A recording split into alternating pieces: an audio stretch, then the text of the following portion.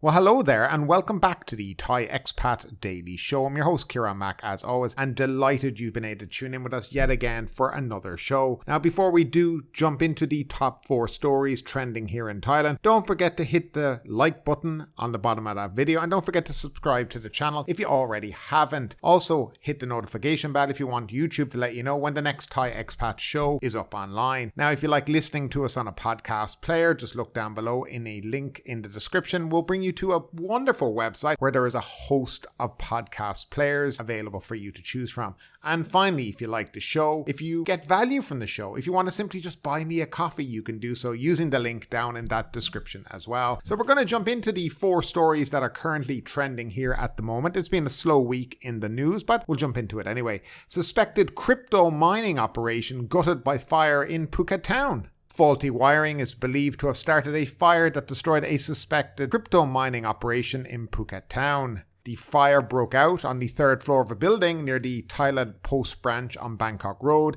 at about 6 a.m. yesterday, reported the Phuket Info Centre. Firefighters soon arrived at the scene and quickly extinguished the blaze. No people were reported injured from the fire. On the 3rd floor of the building, firefighters found racks of computer equipment that had been destroyed by the fire. The equipment was of the same type seized in operations elsewhere throughout the country in crackdown on illegal crypto mining operations. Also found at the scene were piles of spare computer parts, including graphic cards. Police have yet to comment on any investigation into the fire or the suspected crypto mining operation. A major illegal cryptocurrency mining operation discovered in Samat Prakan last month was believed to have used an estimated 500 million a month in stolen electricity.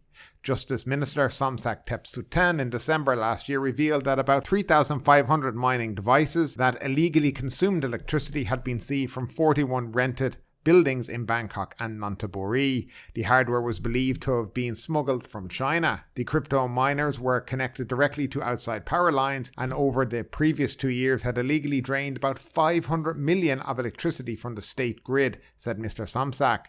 The crypto miners had earned about 35 baht per device per day. Over the 2 years, they generated about 100 million baht, the Justice Minister went on to say. So nothing wrong with cryptocurrency mining here in Thailand. There's no real issue with that as far as I know. It's not illegal as long as you pay for your electricity. But what makes these all illegal is these are tapped into the electricity grid illegally, and thus they are illegal cryptocurrency mining devices.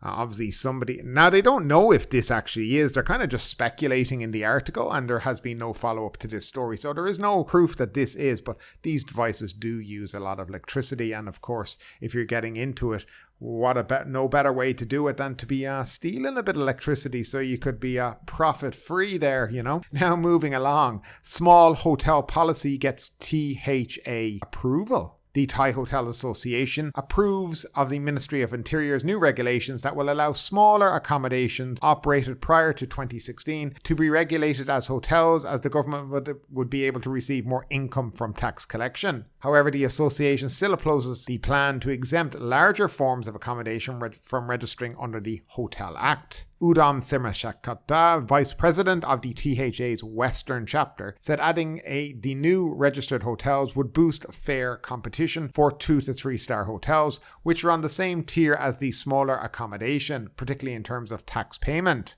On June 20th, the Interior Ministry announced that the ministerial regulation, which allowed other types of buildings that did not fit in under the definition of a hotel in accordance with the Hotel Act, but had opened up before August 19, 2016, would be able to register for hotel licenses. Under the regulation, they are not required to adjust structural components such as mandatory empty spaces, the size of corridors and staircases, but their buildings must have strong foundations and fire safety measures in place. Further requirements are evidence of property and land tax payments and website advertisements to guarantee that their accommodation has been in operation since before August 19, 2016. Before this latest regulation was enacted, the Interior Ministry consistently relaxed the rules to let small operators register as hotels. However, due to constraints pertaining to existing building structures, which could not be changed or adapted, many of them were unable to register under the Hotel Act. Mr. Udam said a question regarding unfair treatment might arise from some operators who had already invested in adjusting their property to fit the previous rule, such as reducing the number of rooms to free up more space. In such cases, the government should help ease those incurred costs as well, such as by reducing tax payments or providing another form of subsidy, he said. Mr. Udon said the government's plan to exempt properties with no more than 8 rooms hosting fewer than 30 guests from the Hotel Acts was unacceptable. Under the current laws, exemptions have been made for properties of no more than 4 rooms with fewer than 20 guests.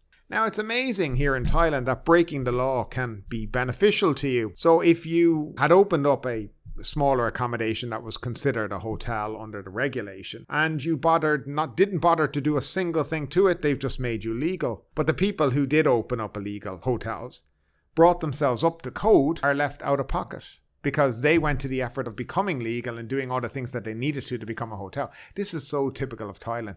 I mean, the people who break the law should be punished. But in these kind of cases, what's happening is the people that break the law are actually being rewarded. So, yeah. And of course, you'll have the people who had these illegal hotels built after August 19 now crying foul, saying, oh, what about us? What about us? You know, and that's the way things are here in Thailand. It's very strange. I mean, why can't things just be done properly? Have proper building inspection, proper planning permission granted, and make things, very transparent to everybody so that we know what's going on. But yet again, as always, Thailand seemed to bow towards the people who don't do things properly. Now moving along, and we're kind of stuck in this whole election cycle thing at the moment.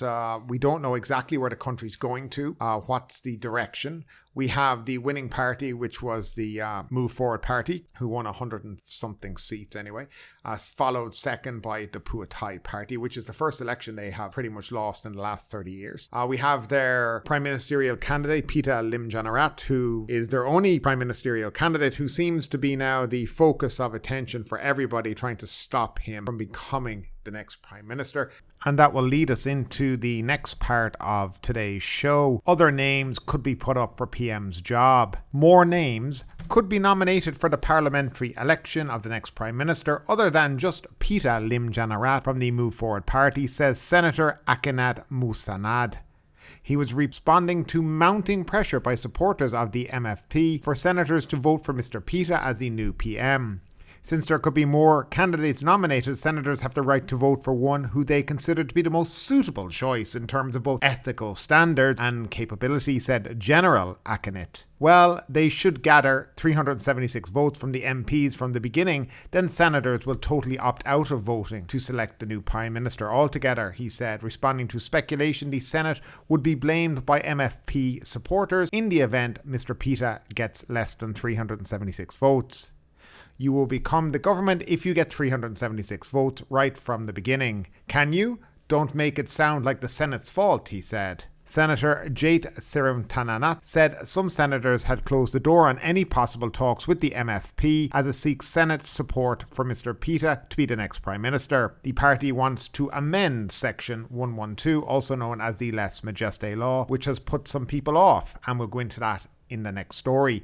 Meanwhile, asked about the MFP's armed forces reform policy, General Akhenad said he supports reform of the armed forces being implemented by the armed forces themselves, not the version proposed by the MFP. He accused the MFP of copying the US military's organisational structure as a model for its own proposed reform of the Thai armed forces.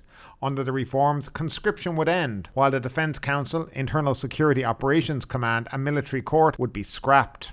And yeah, that's just a quick piece there. And I think you can see the attitude of these 250 senators, because I would say his opinion on it all is exactly the same as the other ones. I mean, when you hear the guy literally come out and say the military should propose how they reform themselves, not anybody else, that says it all, I think, right there. Now, this guy clearly doesn't understand that they're meant to be voting the will of the people, not their own personal preferences. And that is going to, I believe, cause some serious problems here in the country.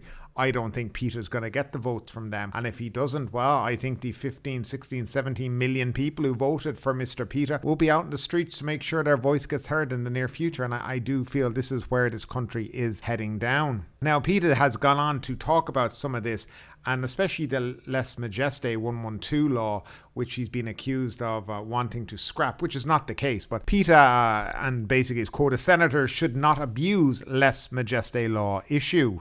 Move Forward Party leader Pita Limjaroenrat has warned senators not to use his party's intention to amend the lèse majesté law as an excuse to block his election as Prime Minister, because that would pit the institution against the people. Mr. Pita said at the Parliament on Tuesday that any attempt to use MFP's plan to amend Section 112 of the Criminal Code to prevent his becoming Prime Minister was an issue of concern. This is tantamount to letting the people's voice clash directly with the institution. It is inappropriate and dangerous, Mr. Pita said, while leading his party's new MPs to report to the House Secretariat. Section 112 protects the royal institution from being offended. Section 112 has been used as a political tool against people with different opinions, and that does no good for any institution, he said. The leader of the election-winning party confirmed that he would maintain the system of constitutional monarchy in Thailand. Many parties still misunderstand. Amendment is not revocation.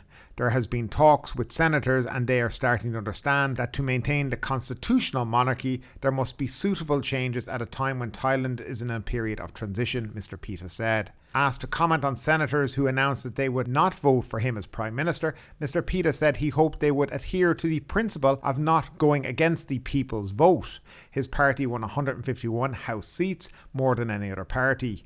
The Constitution allows senators to join House representatives in voting for a Prime Minister at a joint sitting. The Parliament consists of 500 elected representatives and 250 appointed senators. To become Prime Minister, Mr. Pita needs the support of a majority of the 750 members of the House Parliament, at least 376 vote. Mr. Pita claimed on Tuesday that he did have enough support in the Senate to ensure his election as Prime Minister. So I guess only time will tell. I think now we're looking at the beginning of July when we'll soon find out if he makes it or not. But he does have a lot of legal hurdles still to jump and get through. The ITV shares case is still pending. There's been nothing back from the Election Commission about that, though they have asked for the company to explain why the minutes differ from the actual meeting itself. So that will be going there. There has also been the Constitutional Court has asked the Attorney General to decide if they're going to send a case to them about Move Forward Party and Pita Limjaroenrat wanting to change this law, because they're saying that, which is very strange, that it's against the law to try change the law. But I guess if you wanted to increase the sentence, let's say a jail term, you could, but if you wanted to reduce it, you can't. So there's some weird stuff going on like that, and whether or not it's legal for them to propose such a thing, I couldn't understand why it wouldn't be illegal. They're not talking about getting rid of the lèse majesté law. They're talking about amending it. And so it's not used as a political tool against other people. And I think what he says in his speech and in his interview with the Bangkok Post is very true. I mean, what he said basically was Section 112 has been used as a political tool against people with different opinions, and that does no good for any institution. And he is very correct in what he's saying. Of course, these senators are all, by the way, just anybody who doesn't know, are all handpicked in 2018 by the junta. They're all military men, soldiers, admirals, whatnot, or people who are loyal to the junta. So they have no intention, no need or want to be voting in Pita Limjaroenrat of the Move Forward Party, who has all kinds of reforms laid out, from the army to 112, to getting the country up and running, to doing things in a completely different way than it's been done in the past. And I guess this is the great fear. Of course, his biggest thing that he's running on is to stamp out corruption. And I guess corruption within the police force, the government, and all kinds of things like this puts a target on his head all the time, because people will want to protect their money and their interests that they've gained through corruption. So these kind of things are also facing up to him in the next couple of weeks. I don't know if he's going to get the votes. He's saying that he has the votes. We will see. But he still has, as I said, a lot of legal hurdles ahead of him that he needs to get through. Some brought on by himself and not thinking ahead. But nevertheless, we'll move on to the last and final story. Illegal beach villa to be demolished. Now, this was in SURAT THANI. The owner of a small villa built illegally on a beach on Koh Tao in Koh Phangan district has agreed to its demolition. The single-storey, stone-faced concrete building covers 48 square metres and encroaches on a beach on Koh Tao and is privately owned by a resort company. The Hideaway Beachfront Villa was built on rocks with direct access to the sea and belongs to Cape Shark Villas, a luxury resort with at least 30 pool villas on its hilltop property on the island's south. It became controversial after the provincial anti-corruption Facebook page Strong posted pictures of it following public questions about its legality, since the entire of the island is state property under the supervision of the Treasury Department. On Sunday, officials led by Yutapal Ankanan, an advisor to the Minister of Natural Resources and Environment, went to the island for an on-the-spot inspection. Mr. Yutapal was accompanied by the Chief Inspector of the Ministry of Natural Resources and the Environment, along with some police and the Mayor of Koh Tao as well, and a representative of the resort company. It was concluded that the company built the resort villa, although it had not been allowed to rent the land from the Treasury Department. It was built without permission from Tambon Koh Tao municipality, and its construction on the beach could damage natural resources and the environment. At a subsequent meeting, the company agreed to demolish the building in compliance with the law. Now, that's some kind of a happy ending to the whole story on this, but I mean, this is prevalent in Thailand. Illegal resorts or illegal buildings built on public land just because people feel like they can do it, they get away with it, and they slip a few bob to the right people. I think if you live in Thailand, this is prevalent here, and it goes on all over the place. The only time, and this will be bizarre to say this, the only time this kind of came to an end was in 2014 after the coup, when the army kind of stepped in and started clearing out beaches where people had been set up all kinds of illegal structures over years and years, while the local government stood by and nearly facilitated them doing it. So yeah, this kind of thing is good to see. I think the natural resources, the beaches, should be there for the people's pleasure, and certainly not people who want to build and profit from it. But nevertheless, that's my opinion on it all. And thank you once again for listening to today's show. I hope you enjoyed it. It's difficult in the last couple of days to find news stories that are Thai expat related that you guys would find interesting, because there's some of the news stories that I don't think anybody would find interesting, but I tried to put together a few. So some days there might not be a show for a couple of days, and that's because I feel there's no expat worthy news out there. But anyway, folks, thanks for listening. Thanks for tuning in. Don't forget to comment down below in that comment section, and don't forget to hit a like and subscribe to the channel if you already haven't. Once again, thanks, take care, have a great day, and we'll see you tomorrow.